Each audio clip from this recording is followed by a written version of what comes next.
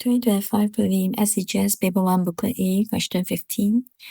The picture below shows a strip of paper with a pattern as shown. There are 28 shaded rectangles altogether. What is the greatest possible number of unshaded rectangles I can have in this strip of paper? Now, the pattern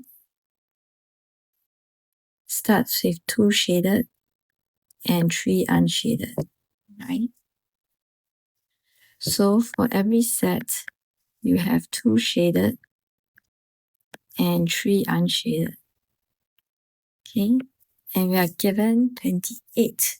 We know that there are 28 shaded rectangles altogether. So shaded 28 altogether, which means that we have 14 sets, okay, in the strip. So multiply by 14, that will give us 42 unshaded.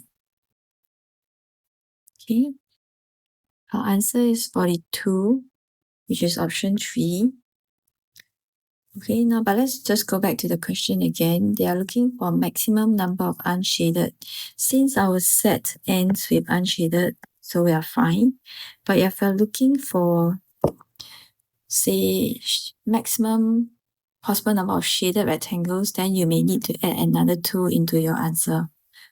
Alright, but that's not relevant here. Our answer is 42 for this question.